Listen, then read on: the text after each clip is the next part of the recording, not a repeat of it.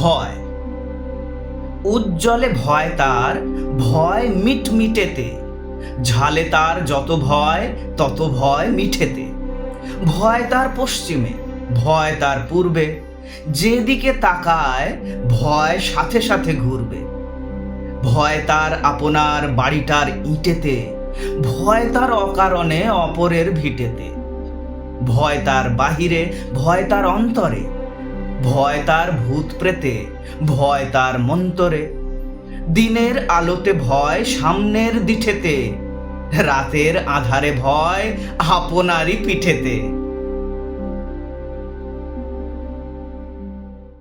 শিশির, কুয়াশা, মেঘ ও বৃষ্টি। সূর্যের তাপে সমুদ্র, নদী, পুকুর এসব থেকে জল সব সময় বাষ্প হয়ে হাওয়ায় মিশে যাচ্ছে। হাওয়ার ভিতরে যে জলের বাষ্প রয়েছে তা সহজেই দেখানো যায়। একটি কাঁচের গ্লাসের মধ্যে কয়েক টুকরো বরফ ফেলে দিলে কিছুক্ষণ পরে দেখা যাবে যে ওই গ্লাসের বাইরের দিকে বিন্দু বিন্দু জলের কণা জড়ো হয়েছে। শুকনো কাপড় দিয়ে গ্লাসটাকে মুছে দিলে সঙ্গে সঙ্গে আবার ছোট ছোট জলের কণা এসে সেখানে জমা হয়।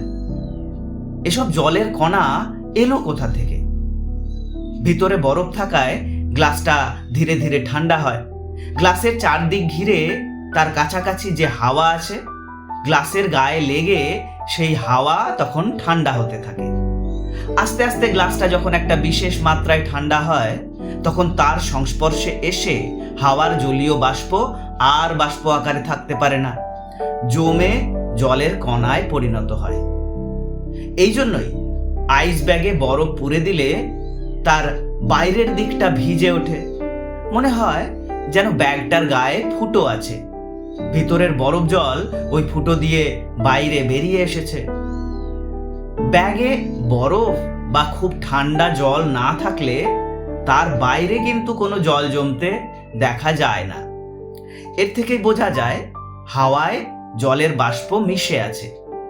এই জলীয় বাষ্প একেবারে স্বচ্ছ, তাই চোখে দেখতে পাই না। শীতের রাতে ঘাসের উপর, গাছের পাতায় আমরা শিশির জমতে দেখি। দিনের বেলা সূর্যের উত্তাপে মাটি গরম হয়, সূর্য অস্ত গেলে তাপ ছেড়ে দিয়ে ওই মাটি ঠান্ডা হতে থাকে। শীতকালে শেষ রাত্রির দিকে ওই মাটি এতটা ঠান্ডা হয় যে তার সংস্পর্শে এসে হাওয়ার জলীয় বাষ্প জমে গিয়ে জলের কণার আকারে জমা হতে থাকে ঘাসে ও গাছের পাতায়। এই জলকণাকেই আমরা বলি শিশির। মাটির ওপরেও শিশির পড়ে, মাটি ওই জল শুষে নাই বলে তা আমরা দেখতে পাই না। কখনো কখনো হাওয়ার ভিতরকার জলীয় বাষ্প খুব ছোট ছোট জলের কণায় জমে গিয়ে মাটির কাছে হাওয়ার উপরে ভেসে বেড়ায়। একেই বলি কুয়াশা। খুব নিচু মেঘও একে বলা যায়। শীতকালের চেয়ে গ্রীষ্মকালে পৃথিবী সূর্যের উত্তাপ পায় অনেক বেশি, তাই রাত্রিতে মাটি এতটা ঠান্ডা হয় না যাতে তার গায়ে ঠেকে জলের বাষ্প জমে জল হতে পারে। এই জন্যই গ্রীষ্মকালে শিশির পড়ে না। আয়নার উপরে আলো পড়লে সেই আলো যেমন ফিরে আসে, মেঘের গায়ে ঠেকে তাপও তেমনি ফিরে আসে। রাত্রিতে মাটি তাপ ছেড়ে দেয়, উপরে উঠতে গিয়ে ওই তাপ মেঘের গায়ে ধাক্কা পেয়ে আবার মাটিতেই ফিরে আসে। মেঘলা দিনে তাই গরম বোধ করি। মাটি যতটা ঠান্ডা হলে তাতে শিশির জমতে পারে, আকাশে মেঘ থাকলে ততটা ঠান্ডা হয় না, তাই শিশিরও পড়ে না। শুকনো হাওয়ার চেয়ে জলের বাষ্প অনেক হালকা, তাই জল বাষ্প হলে সেই বাষ্প ক্রমাগত উপরের দিকে উঠে যায়। মাটি থেকে যতই উপরে উঠে যায় হাওয়া ততই ঠান্ডা হতে থাকে। বেলুন ও এরোপ্লেনে চড়ে যারা অনেক উঁচুতে উঠেছেন তাদের কাছ থেকে এই খবর আমরা জেনেছি। জলের বাষ্প উপরে উঠলে ঠান্ডা হতে থাকে, তারপর এমন একটা সময় আসে যখন ওই ঠান্ডায় বাষ্প জমে ছোট ছোট জলের কণা হাওয়ার উপরে ভেসে বেড়ায়। এইভাবে অসংখ্য জলের বিন্দু সৃষ্টি হয়ে হাওয়াতে ভাসতে থাকে। এই ভাসন্ত জলের কণাগুলিকে আমরা বলি মেঘ। ঠান্ডা হাওয়া এসে এই মেঘের গায়ে লাগলে অনেকগুলি জলের কণা একত্র হয়ে বড় বড় জলের ফোঁটায় পরিণত হয়। এই ফোঁটাগুলি তখন এত ভারী হয় যে হাওয়াতে ভেসে থাকতে পারে না, পৃথিবীর টানে নেমে আসে মাটির উপর। আমরা বলি বৃষ্টি হচ্ছে। যে জল মাটির উপরে থাকে বাষ্প হয়ে আকাশে উঠে গিয়ে সেখানকার ঠান্ডায় জমে সে জল আবার মাটিতেই ফিরে আসে।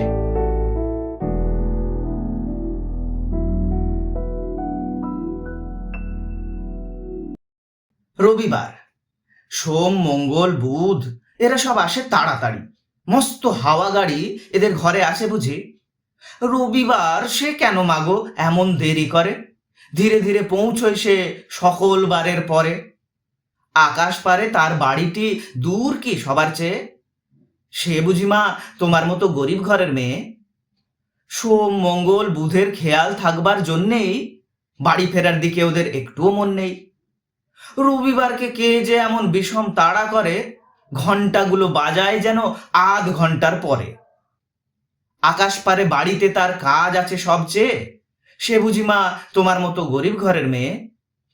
সোম, মঙ্গল, বুধের যেন মুখগুলো সব হাঁড়ি, ছোট ছেলের সঙ্গে তাদের বিষম আড়াআড়ি। কিন্তু শনির রাতের শেষে যেমনি উঠি জেগে, রবিবারের মুখ দেখি হাসি আছে লেগে। যাবার বেলায় যায় সে কেঁদে মোদের মুখে চেয়ে, সে বুঝি মা তোমার মতো গরিব ঘরের মেয়ে?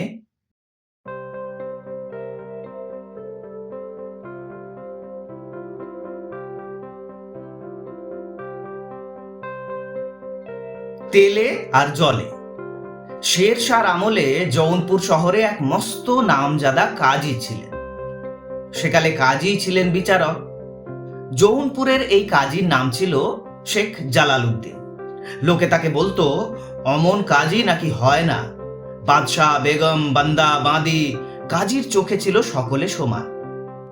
বেআইনি কাজ করলে তার হাত থেকে নিস্তার পাবার জো ছিল না। তিনি কেবলই যে আইন জানতেন ভালো তা নয়, দোষ গুণ বিচার করবার তার অদ্ভুত ক্ষমতা ছিল। জালালউদ্দিনকে সবাই যেমন ভয় করত তেমনি ভক্তিও করত। জৌনপুরের ছেলে বুড়ো সকলে বলতো খোদা আছেন স্বর্গপুরে, জালাল আছে জৌনপুরে। প্রতি সন্ধ্যায় নামাজের পর তিনি শহরের অলিতে গলিতে বেড়াতে বেরোতেন। যে পথে তিনি যেতেন চোর জোচ্চোর সে পথ মারাতে ভয় পেত। একদিন তিনি বাজারের রাস্তায় তানজাম চড়ে যাচ্ছেন। হঠাৎ দেখলেন একটি ছোট ছেলে, হাতে তার একটি তেলের ভাঁড়, পথের ধারে দাঁড়িয়ে হাপুস নয়নে কাঁদছে। জালালউদ্দিনের হুকুমে একজন পেয়াদা গিয়ে ছেলেটিকে এনে হাজির করল। কাজী জিজ্ঞাসা করলেন, ব্যাপার কি, কাঁদছো কেন? কাঁদতে কাঁদতে ছেলেটি বলল, হুজুর, আমি কলুর ছেলে, এক ভাঁড় তেল বেচে 9টা পয়সা পেয়েছিলাম। বাড়িতে আটা বাড়ন্ত, ভেবেছিলাম ওই পয়সা দিয়ে কিছু কিনে নিয়ে যাব। কিন্তু সারাটা দিন মেহনত করে ভারী কাহিল হয়ে পড়েছিলাম, তাই গাছতলায় শুয়ে ঘুমিয়ে পড়েছিলাম। ওই পাথরের উপর ভাঁড়টা ছিল। জেগে দেখি ভাঁড় রয়েছে, কিন্তু তার মধ্যে যে পয়সা রেখেছিলাম তা নেই। আমি কি বলে বাড়িতে মুখ দেখাই হুজুর? আমার সর্বনাশ হয়ে গেল।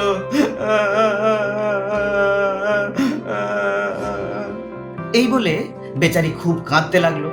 তাকে ধমক দিয়ে কাজী বললেন, তুমি তো আচ্ছা বেকুব হে, আরে ওই পাথরটার উপর রেখেছিলে তো, তবে তো পাথরই চোর, আনো বেটাকে বেঁধে।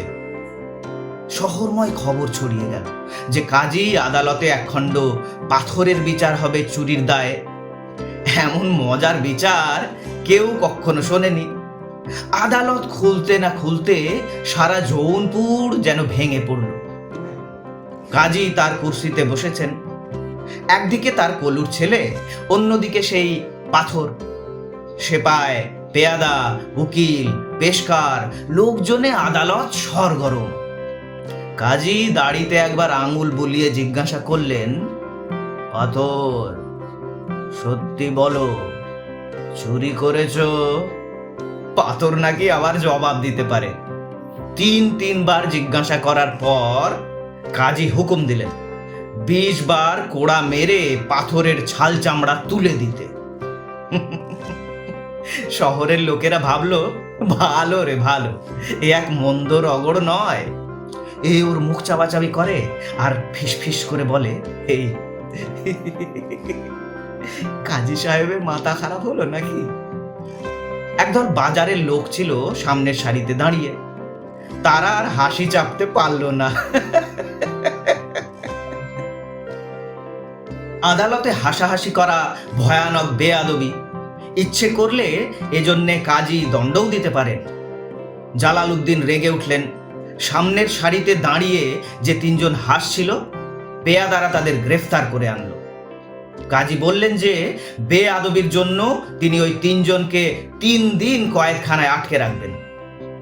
তারা তো ভয়ে কাঁপতে কাঁপতে হাত জোড় করে বললে, হুজুর, কসুর হয়েছে, এবারকার মতো কেবল জরিমানা নিয়ে মাফ করতে আজ্ঞা হয়। কাজী বললেন, আচ্ছা তাই হবে। কাজীর হুকুমে একজন পেয়াদা গিয়ে এক বাটি জল নিয়ে এলো। কাজী আসামি তিনজনকে বললেন যে প্রত্যেককে ওই বাটির ভিতরে 4টা পয়সা ফেলতে হবে। প্রথম দুজন নিজের নিজের জরিমানা দিয়ে ছাড়া পেল। তৃতীয় লোকটি যেই না একটি পয়সা জলে ফেলেছে, অমনি কাজী হেঁকে উঠলেন, ব্যাস হয়েছে, বাঁধো একে, এই বেটাই চোর। সে লোকটা কিছুতেই মানবে না সে চুরি করেছে। তখন কাজীর হুকুমে পেয়াদারা তার পয়সার থলে উপুড় করে দেখে ঠিক আর একটা পয়সা রয়েছে তেল চিটে। তেল চিটে বলেই তো জলের উপর তেল ভেসে উঠেছিল, আর তাইতেই কাজী বুঝতে পারলেন চোরকে। কলুর ছেলে তার 9 পয়সা ফেরত পেয়ে হাসি মুখে বিদায় হলো। চোর গেল কয়েদখানায় পেয়াদার গুঁতো খেতে খেতে। আদালত থেকে ফেরার পথে শহরের লোকেরা কাজীর বুদ্ধির তারিফ করতে করতে বলল, খোদা আছেন স্বর্গপুরে আর জালাল আছে জৌনপুরে।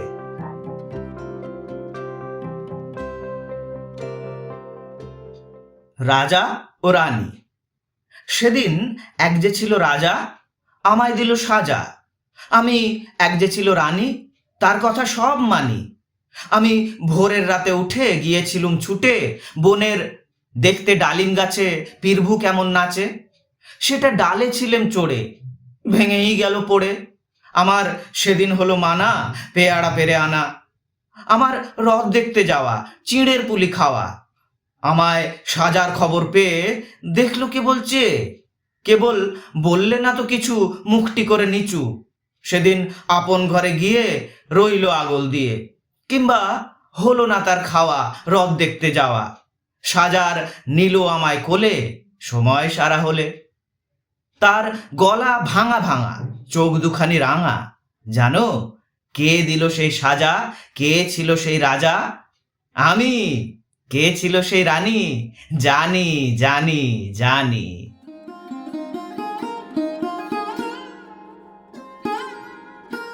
বরফের দেশ। শীতকালে যখন উত্তুরে হাওয়া দেয়, সমস্ত শরীর হি হি করে কাঁপতে থাকে। মনে হয় সারাক্ষণ বসে বসে আগুন পোহায় অথবা লেপ মুড়ি দিয়ে শুয়ে থাকি। সেই সময় একবার বরফের দেশের কথা ভাবতে চেষ্টা করুন। পৃথিবীর উত্তর সীমায় সুমেরু প্রদেশ। প্রায় সারা বছর সে দেশে বরফে ঢাকা। শুনে অবাক হবে, সুমেরু প্রদেশের অনেক জায়গায় একটি দিন ও একটি রাতেই বছর হয়ে যায়। সূর্য সেখানে একটানা 6 মাস দেখা দিয়ে বাকি 6 মাস একেবারেই দেখা যায় না। বরফের দেশ এক মজার দেশ। যত উত্তরে যাও দেখবে গাছপালা যেন খুবই কম চোখে পড়ছে। তবে যদি মনে করো যে সে দেশে জীবজন্তু নেই, মানুষ নেই, তাহলে ভুল করবে। শিল, সাদা ভালু, সিন্ধু ঘটক ইত্যাদি অনেক অদ্ভুত জীবজন্তুর বাস হলো সুমেরু প্রদেশে। নানা জাতের লোকও থাকে সেখানে। গ্রিনল্যান্ড সুমেরু প্রদেশের একটি অংশ। এখানকার বেশিরভাগ লোকই হলো এস্কিমো জাতের। এস্কিমোরা ছোটখাটো দেখতে, অনেকটা ল্যাচাদের মতো। তেমনি ল্যাপা প্যাঁচা চেহারা, চ্যাপ্টা নাক ও নরুন চেরা চোখ। ওদের পোশাকও অদ্ভুত। রোঁয়া শুদ্ধ শিলের চামড়ার জামা পাজামা, হাঁটু অবধি জুতো, মাথায় লোমের টুপি, হাতে চামড়ার দস্তানা। স্নান ওরা বড় একটা করে না। গরু যেমন বাছুরকে চেটে পরিষ্কার করে, এস্কিমোরাও তেমনি তার শিশুকে চেটে চুটে পরিষ্কার করে দেয়। সিল নিঃশ্বাস নেয় ফুসফুসের সাহায্যে, মাছের মতো কানকোর সাহায্যে নয়। শক্ত বরফের মধ্যে কতকগুলো ফুটো করে শিল লুকিয়ে থাকে। যেই শিল নিঃশ্বাস নেবার জন্য ভেসে ওঠে, অমনি শিকারী বর্ষা ছুঁড়ে তাকে বিঁধে ফেলে। বর্ষার গায়ে যে দড়ি বাঁধা, তারই সাহায্যে শিকার টেনে তোলে। এস্কিমোরা কেবল যে সিলের মাংস খায় তা নয়, তার চর্বি দিয়ে তারা আলো জ্বালায়, লোম ও চামড়া দিয়ে জামা কাপড় তৈরি করে। গ্রীষ্মকালে মাছ মাংস রোদ্দুরে শুকিয়ে নিতে হয়। শুকনো মাছ ও মাংস এস্কিমোদের শীতের দিনের খাবার, আগে থেকে জোগাড় করে রাখা দরকার। এই সময়টা তারা থাকে চামড়ার তৈরি তাঁবুতে, তার নাম টুপিক। শীতকাল যখন আসে, তখন বরফের দেশের অন্য এক রূপ। বরফ জমে পাথরের মতো কঠিন হয়ে পড়ে, চারদিক অন্ধকার, আর শোঁ করে হিমেল হাওয়া বইতে থাকে। টুপিকে থাকলে তখন আর শীত মানে না, তাই অন্য ধরনের বাড়ি তৈরি করতে হয়। এস্কিমোরা শক্ত বরফ কেটে নেয় টালির আকারে। টালির পর টালি সাজিয়ে বাড়ি তৈরি হয়। এই বরফের বাড়ির নাম ইগলু। দেখতে অনেকটা উপুর করা বাটির মতো। আমরা তো চুন সুরকির মশলা লাগিয়ে ইটের সঙ্গে ইট জুড়ি, ওরা তেমনি বরফের টুকরো ছিটিয়ে দেয়। এই টুকরোগুলো টালির ফাঁকে ফাঁকে জমে গেলেই হাওয়া ঢোকার পথ একেবারে যায় বন্ধ হয়ে। ওরা জানালা তৈরি করে স্বচ্ছ একখণ্ড বরফের টুকরো দিয়ে। দরজা ফুটিয়ে ওরা বাড়িতে ঢোকার ব্যবস্থা করে এক মজার উপায়ে। 4-5 হাত লম্বা একটা সুড়ঙ্গ পথ পেরিয়ে তবে দরজা। বাড়িতে ঢুকতে হয় হামাগুড়ি দিয়ে। ইগলু 5-6 হাতের বেশি উঁচু হয় না। বাড়ির ভিতর একটি পাথরের তৈরি প্রদীপ জ্বলে, তার সলতে সমুদ্রের শ্যাওলা দিয়ে তৈরি, আর তেল হলো শিলের চর্বি। চারদিক বন্ধ, তাই ওই একটি আলোতে সারা ঘর গরম হয়ে থাকে। সুমেরু প্রদেশের বিচিত্র শোভা হলো মেরু জ্যোতি।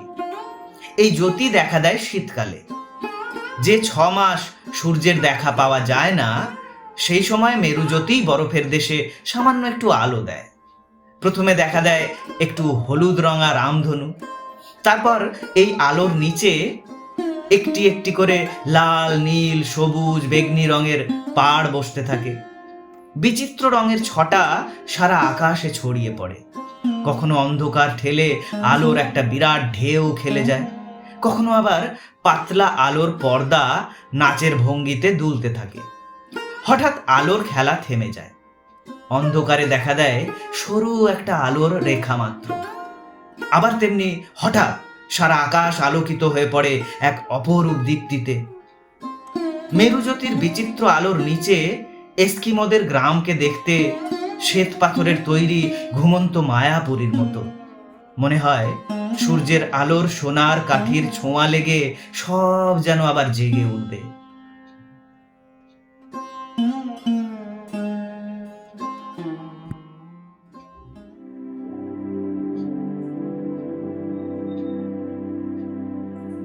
নৌকা যাত্রা। মধুমাঝির ওই যে নৌকাখানা বাঁধা আছে রাজগঞ্জের ঘাটে, কারো কোনো কাজে লাগছে না তো, বোঝাই করা আছে কেবল পাটে। আমায় যদি দেয় তারা নৌকাটি, আমি তবে 100টা দাঁড় আটি।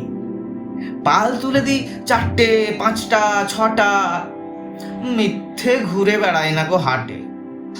আমি কেবল যাব একটি বার, 7 সমুদ্র 13 নদীর পার। তখন তুমি কেঁদো না মা যেন, বসে বসে একলা ঘরের কোণে। আমি তোমা যাচ্ছি না কো চলে, রামের মতো 14 বছর বনে। আমি যাব রাজপুত্র হয়ে, নৌকো ভরা সোনামানিক বয়ে। আশুকে আর শ্যামকে নেব সাথে, আমরা শুধু যাব মা 3 জনে। আমি কেবল যাব একটি বার, 7 সমুদ্র 13 নদীর পার। ভোরের বেলা দেব নৌকো ছেড়ে, দেখতে দেখতে কোথায় যাব ভেসে। দুপুরবেলা তুমি পুকুর ঘাটে, আমরা তখন নতুন রাজার দেশে। পেরিয়ে যাব তীর পূর্ণির ঘাট, পেরিয়ে যাব তেপান্তরের মাঠ। ফিরে আসতে সন্ধে হয়ে যাবে, গল্প বলবো তোমার কোলে এসে।